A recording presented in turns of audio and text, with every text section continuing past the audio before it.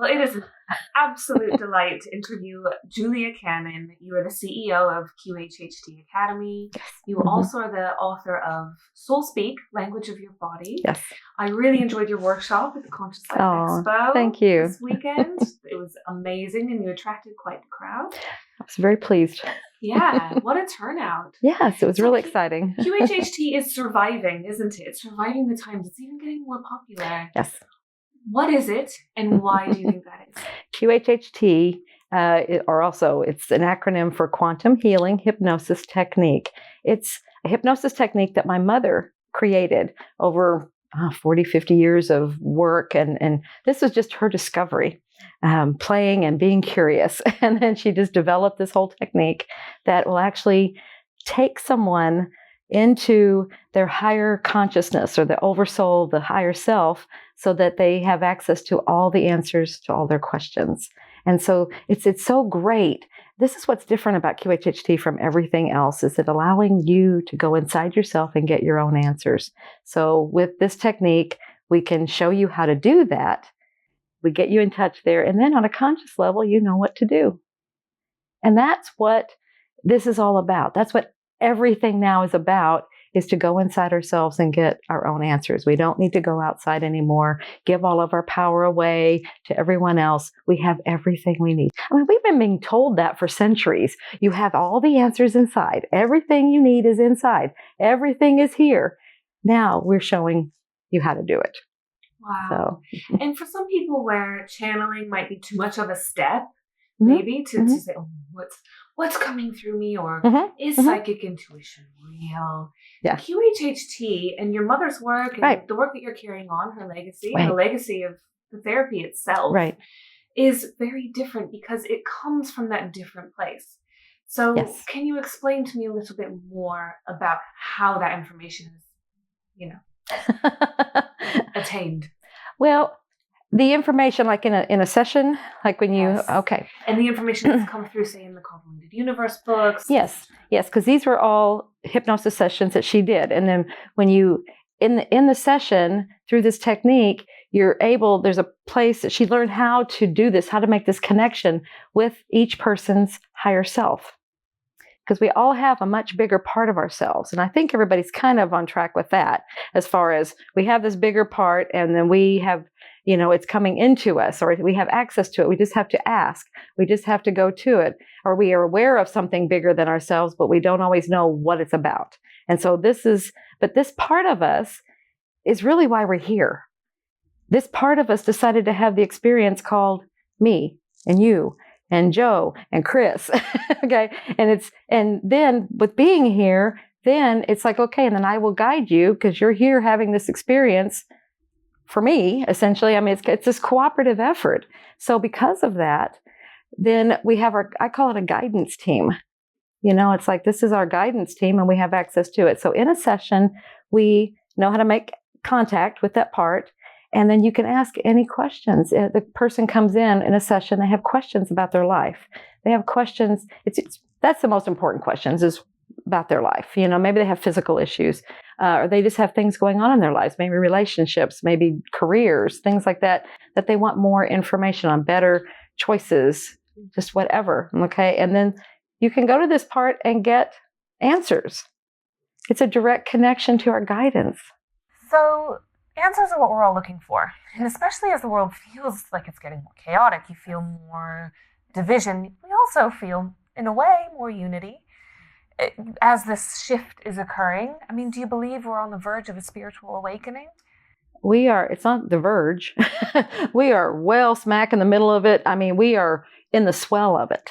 I mean, that's why so much is happening right now. That's why all the chaos. That's why all these things, because we are heavily into it. It's the tidal wave of the awakening. Yeah. Ooh, that was cool. I've never used that analogy before, but it is the tidal wave. It's the swell. So things come crashing, that wave does that business. Things have to fall apart before they can rearrange and regroup. Oh my gosh, I'm getting all the truth bumps. So, I love that. Thank you. So that's how this works, and sometimes things like, well, I don't understand it. They keep talking about this shift. They keep talking about all this wonderful stuff that's going to happen. And look at everything that's going on. Oh my gosh, no. But see, that's there is to show you, okay, yes, things are changing. Things have to change. And change is never comfortable, or hardly ever comfortable. I don't want to really put that one out there, but it's like, we don't like change. We like our little comfort zones. But things have to change in order for all these things to move in. And so that means that it's going to look a little chaotic for a while. Yeah. Okay. And oftentimes that means we have to confront our negative emotions, or we have to maybe confront aspects of self that we had been rejecting or ignoring. I know that. I know that really well. And it was through that I found my way almost unexpectedly to an awakening myself, because I was able to stay with myself instead of drinking on my feelings primarily. That was my escape of choice, but I think we all have our own. We all have our own. There's drinking, there's drugs, there's cigarettes, there's food. That's mine. Okay. We like different ways of stuffing things in and just holding it back and everything. And that's what this is about. It's like, you got to deal with it. And so if you find a bunch of stuff coming up in your life, these are things, it's time to get them out in the open so you can look at them and deal with them. Because that doesn't go. It's not in alignment with these higher vibrations. So okay. They're wanting me to really emphasize the transparency. It's like in this higher vibration, this higher frequency, everything is transparent. And so that's another reason these things are coming out is you're really being true and authentic. Each one of us we are. There's no will be. We're already there. It's just choosing what thoughts we think. And that's what moves us into what looks like one or the other. All right. So, and I can expand on that here in a minute, but they really want you to know that it's the transparency of things. And so we can't hide anymore. We can't hide in ourselves. We can't hide from ourselves, and we can't hide from others. It's just where we are. And that's the whole growth.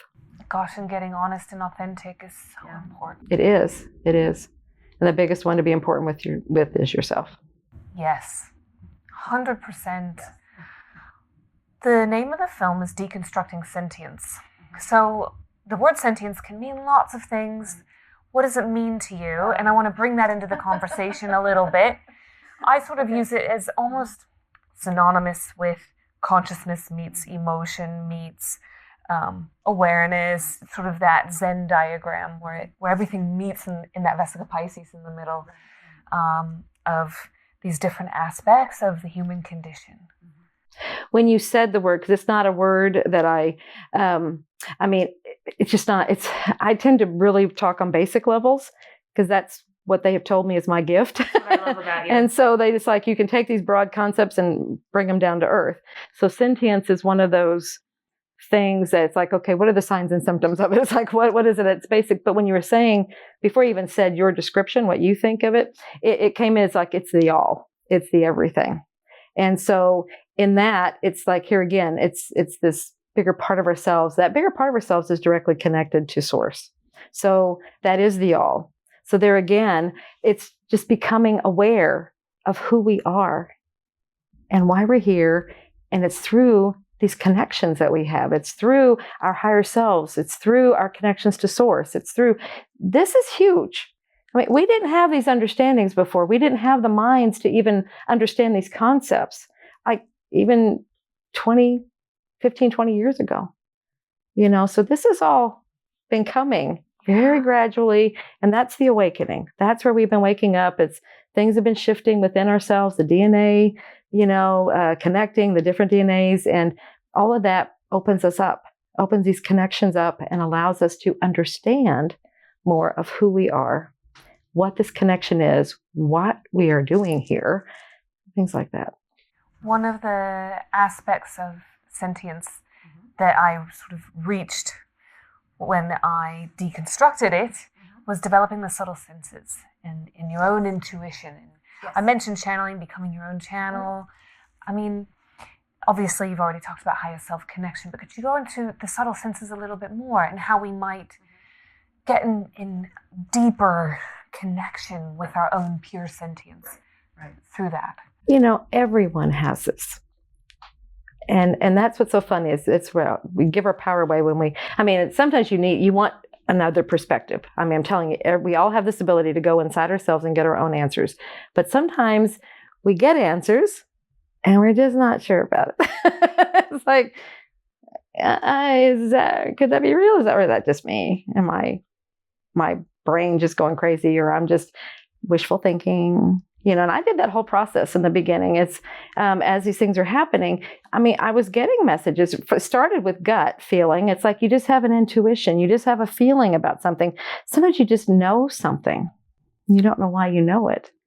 And then that's where, and I'll go off on that line a little bit. That's where you will get confirmations. If you will go ahead and trust what you're getting, you will get confirmations that will help build your trust even more, because it's like, yes, this is right. This is right. You are right. Go with it, and then that builds your connection. That's some of that subtlety.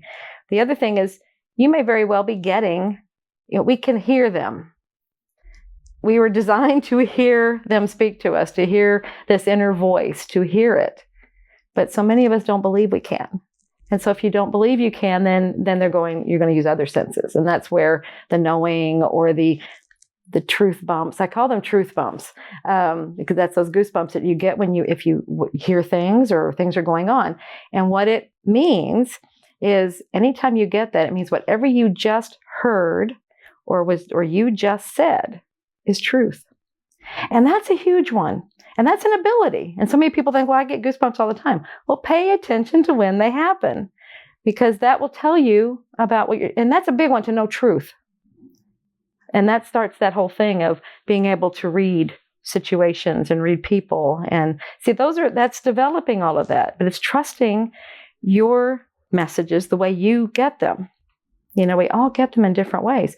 I like to make the analogy of, look at all the different ways of receiving information here in the 3D plane. We used to have newspapers and radios, and that was about it. But now we have televisions, and we have the internet, and look at all the things on the internet, all the different ways you can get information.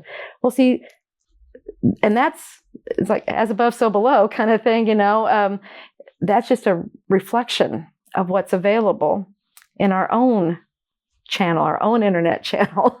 So yeah, we can just tap right in. So it's whatever works for you. Just because you don't, one person might get visions and the other one says, well, I don't get visions, so it doesn't work for me. No, you might get yours a different way.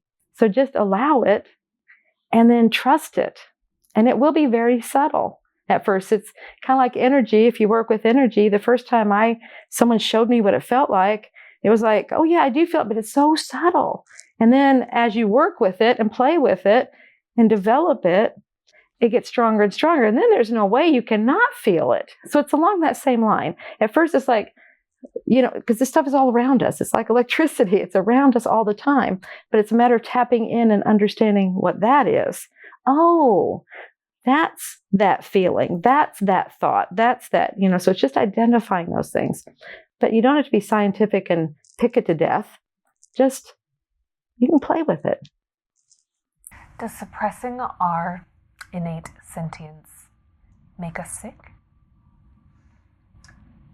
Well, yeah, it can, if they're going to use that as a way to communicate, yes. This higher part of us is always communicating to us. Remember, that's the guidance team. And so it's delivering messages in different ways. And that can be through these other ways of, like hearing, visualizing, seeing, it's using all these different senses, right? And so, but if you're not paying attention to that, if you're not acknowledging it, if you are just pushing it down and saying, nope, I don't get anything, nothing happens, I don't see nothing, and would somebody please give me a sign, because I don't ever get any signs and nothing ever happens to me, and oh, this is just horrible, horrible, horrible. Well, then this part of ourselves, I know it's our higher self, but it's a collective. And so it's like, we have a team. There's a team on every one of us, for every one of us.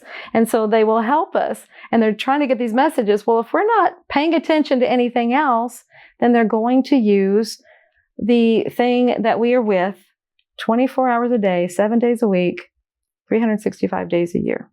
And that's our body. And so, yes, if they have to start delivering messages through the body, then yeah, it starts out as aches and pains, but then we still don't listen, then it's going to get louder. And the version of louder is more ailment.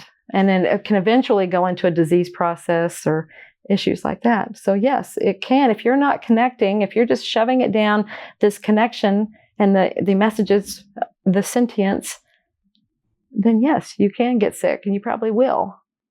And that's probably the reason for a lot of illness on this planet. So we've talked a lot about the creational properties of our feelings, our emotions, our sentience, if you will, as consciousness comes into play as well. Can you talk to how we create our own reality? Is this a holographic universe? I think, yes, I believe it is because it's a very malleable universe. The energies are malleable. This is what we came in here to do, is to understand our ability to manipulate energy. And that is done with thought, because thoughts are things, is energy, and whatever we think, we create. And that, this is a fun one. It's fun when you first start learning the concept, because at first it's like, your life might be a total mess, and somebody says that to you, and it's like, well, what you think you create, and so whatever is around you is your creation. And they're like, I don't want this. Why would I create this? I did not do this. God did this. Somebody else did this. No, that's not my creation. All right. And that's usually the first response is anger. It's like, I would never do this. It's like, well, let's look at your thoughts. Let's look at what you're putting around you. Look at what you're allowing to go into your mind. All of that plays. So it's not just thoughts. It's these computers, I love their perfect representations of our minds. That saying that used to be, I don't know if it's still out there, with computers, just garbage in, garbage out. So that's how the minds work. And that's what we have to really monitor and pay attention to what's going on up there, and especially now. It used to be when we thought things or we did things, it would take a while to manifest. But now things are happening bam, bam, bam, so it allows you to see faster what you just did. And so you can take personal responsibility. And that is what this is all about. And I think that's why at first it's like, no, I don't, I can't believe that. And you get anger. But then as you start shifting and you start understanding it, see, you're taking responsibility for your creation. And now you're taking responsibility for what you're thinking, what you're doing, things like that. You're keeping it, you're monitoring. And that's what you have to do. You monitor your thoughts as best you can. When you see something negative coming through, then you correct it. And that's the first thing, is being aware. Okay. And these come in many, many different forms. So-called negative. I don't really like to call them negative. They're just thoughts. This is just like, again, it's like electricity. You plug it in, it works, so it's however you do it that makes it one way or the other. So if you're feeding fear in here and fear and doubt and all these things, well, that's going to create a world around you that is going to support that. It's going to be full of fear and doubt. And I don't want to ruffle a bunch of feathers here, but some of the ways that you feed this thing, fear, is some of the media that's out there. We have the mainstream media, the news and things, and we have these horror movies. We have things, and if you can watch them, maybe with a whole, that's what some people try to justify to me. It's like, well, I know it's a movie and I just laugh through the whole thing. But my thought here again is, it's a computer, garbage in, garbage out. Horror in, horror out. And then they wonder maybe why things are happening in their life that are, I don't understand this. It could be horrific, So it's just looking at that. So if you want things to be different in your life, if you don't like the way it is, you can easily change it by what you think. Just think different thoughts. Think positive thoughts. It's that simple. And that's what they showed me one time. It was something so simple of, I was walking out the door I was in a hotel and I was walking out and I'm like, do I go left or do I go right? And they're like, yep, that's the question. I'm like, what? Like, that's all it is. That's exactly what it is. Do I go left? Do I go right? If you go left, you get one result. If you go right, you get the other. If you go left, you get one world. If you go right, you get the other. If you go left, see how It's just choices. It's choices of thoughts, it's choices of actions, it's choices. Totally our responsibility. Totally under our control. Right? That's a huge aspect of the film, is taking responsibility for your vibrational output. I love your computer analogy. It really fits in. That's something that's come up repeatedly throughout the interviews, so that's brilliant. Everyone talks about their carbon footprint. We're all so focused on that, right? And that's great, of course. Microcosm, macrocosm. However, I feel that we absolutely drastically underestimate the value and the importance of our emotional footprint. What about our sentient footprint?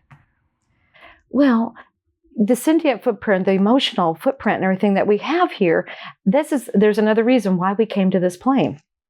You know, when we're in this other realm, before we even come into these physical bodies, we have access to everything. We're learning and we're doing all these things. It's like a lot of textbook learning, essentially. And we can do everything, and we're growing and everything. And the reason we come to Earth or this plane is to have experiences so we can grow even more, right? Well, we found out if you come to this plane has so many emotions, such a vast array of emotions. You can learn 10 times faster by being here in a physical body, going through this, than you can on the other side studying about them. Okay, and it's actually, so you get to feel them, you get to use them, you get to see exactly what it is. And like I said, that's why we're here, is to understand them and then use these different things to help us create. Because emotions are connected to the thoughts. And it's all a process that works together. So it's just a matter of understanding these things. And we're in a society, or we have been. I hope it's getting better. I don't watch commercials. I really don't know anymore. So I don't, as far as I know, there's still a lot of drug commercials on there. But I mean, it was before. It's like if you had anything, like any inkling of depression or anything not happy, go take a pill for it. Don't feel it. It's not okay to cry.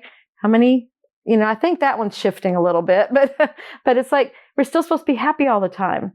No, that's not what this plane is about. This plane is to experience and to have experiences. And some of these are going to knock us on our tail. And so if that happens, feel it. That's what it's for. It's to experience it. Allow yourself to feel it and then let it go through. What we're not supposed to do is hold it. Hold on to it, grieve for ages and ages, and never forget it and let it go. Just let it pass on through. Because when you hold on and do all those things, then that's when it hurts the body. You're holding it inside the body, and you'll get ailments. Because that's what they're trying to tell you. Let it go. But it's perfectly okay to feel the emotions. And I was fascinated, but in your workshop, you talked about which emotions are held in which parts of the body. Right. And the left and the right. Can you just do it like a really brief recap of that? Because I find that interesting. Okay. Sure. Well, first of all, you're talking about the left and the right. Okay, because sometimes we'll have things that are specifically, they're happening on the right side of the body or the left side of the body. And so and even the organs. I mean, the organs have their own special message in our thing, what they're doing. But also if they're on the right side or the left side, that can have an effect too, or have a meaning. If something is happening on the right side of your body, it means that it's going on, there's something happening in your life right now. So it's about your life right now. If something's on the left side of your body, it means it's a message that's affecting you, but it's coming from the past, either in this life or it's coming from another life. So that's where it's helping you. That's your first identifier. It's like, okay, where do I look for this information, like what's going on? Because it's like, why is my leg hurting? Oh my gosh, it's just hurting and hurting. And then it's like, if you do that first thing, well, it's the right leg. Oh, it's a situation that's going on right now. Oh, my job. Yeah, my job. I hate my job. You see, it helps you start fine tuning that. And that's where it's like, yeah, I've been thinking about maybe moving on. I've been thinking about doing something. Well, that's just your body saying, yeah, do it. It's time to go. And so, okay, so that's one thing. Now, like you're saying, the different parts of the body. That's what I'm talking about. The legs. I love the legs. They call these our locomotors. And so it's anything with the hips, legs, knees, ankles, feet, any part of the leg. That part of the body is used to move us. We walk. And so it's moving on our path. So anything happening there, it has something to do with our movement on our path. Maybe we need to change directions. Maybe we need to get moving. Maybe we're stuck. Things like that. Okay. Another popular one is the throat. Anything with the mouth, the throat, this whole area, the jaws. What do we do with that area? We speak, we communicate. Exactly. So what it's trying to say is there's something you need to be saying and you're not saying it. So speak up. It's something along that line. So that just gives you a real brief idea. I've struggled with a recurring eye infection in my left eye lately. Okay. And so I'm trying to piece together what you said with what's going on for me at past, left. Yeah. It's coming from the past. It's something from the past that either you don't want to look at or something from the past that when you look into it, it makes you, because an infection is something that's a little angry. It's something that's festered. Okay. So does that make any sense to you? Yeah, okay. Yeah. There we go. Yeah, it does. Okay. Maybe past life? Or yeah, if something's coming from a past, I mean, it could. If you can't find anything back there, nothing's. Oh, there's lots. Yeah. You've got plenty about that. But it could be past life. Absolutely. Yeah. It could be past life. And so that's like if you were looking here and it's like nothing was resonating, then it could be coming from a past life. Sometimes, I'm not going to put many in there, but sometimes things that when we die in another life, we carry the residue over into this life for whatever reason. And so that can be some symptoms that we're feeling. That's where that's coming from. And a popular one that comes through is, people are died in some really, really horrible ways on this planet or on other planets too. But this one just had a really, oh my goodness. And so we carry some of that across. But some people, if you had a head injury, because this came up in the workshop, somebody's asking about headaches, and that can be a common one for severe headaches. And you can't find out where it's coming from. It doesn't make any sense. It could be coming from the way you passed in another life. Maybe there was severe head trauma. Maybe, a lot of people had their heads cut off in other lives. Just different things. Another popular one is people were burned. And so that can manifest in different ways of skin issues because that was what was affected. So it's just something that was carried across. So that's an idea. Of things, some of the allergies that are out there. And the autoimmune conditions came up as well. Yes, so your body attacking itself. Right. So because that's what an autoimmune issue is. It's the body is essentially attacking itself. So when you look at that, what the core message is, that's what I love about this, is it's you get to the core. You're not playing here on the periphery on the symptoms. You get to the actual core of what the message is, what's going on. So autoimmune, let's get to the very basis of it. If the body's attacking itself, what does that indicate? You're attacking yourself on a soul level. On a cellular level, on a body level, there's not a lot of love there. If you're attacking yourself, it's kind of self-hatred, self-loathing, no love, and no forgiveness. So that's where you can see exactly the path of what needs to be done. What the message is stop beating yourself up. Let's forgive, love. You can't love anyone else if you're not loving yourself. It's those, but it's at that basic level. And how many of us, that's why autoimmune issues are kind of big. They're becoming a lot more prevalent in today's society, probably because of the information overload that we experience. Well, oh gosh, they're saying, well, it's a combination of things. It's back to what we've been talking about.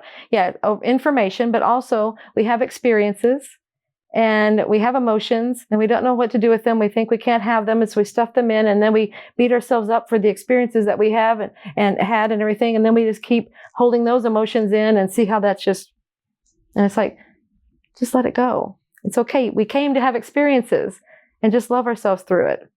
I have things going on in my life right now that I have a tendency, I want to go to beating myself up. And it's like, no, I know why my body's responding this way. And I'm just going to love myself through it, because I learned that from a previous time of doing that. And because I had an autoimmune issue, and that's what I learned. It's like, I've got to love myself.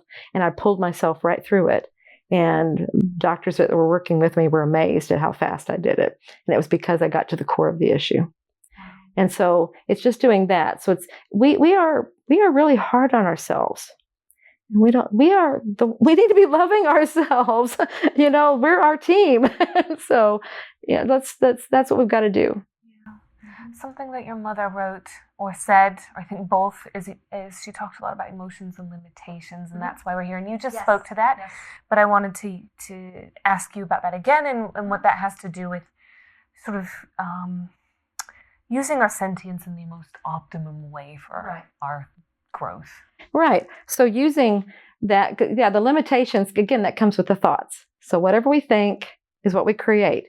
And if we think we're limited and we think that we can't do things, then that's the world we're creating. And we're going to bring in all kinds of things to support that thought process. We're going to bring in people and events that will just keep shutting things down. Right? When we want to do something and it's like, no, you can't do that. No, you can't, things like that. And we have the emotions that we just self-defeating emotions. We just have all these things. We are creating these things by our thoughts. And so that's what I'm saying. That's the beauty of this. That's what's so wonderful is when you understand you're doing that. Well, now just shift it. Okay. So now let's think different thoughts and have an unlimited experience. Let's have whatever we want because that's available too.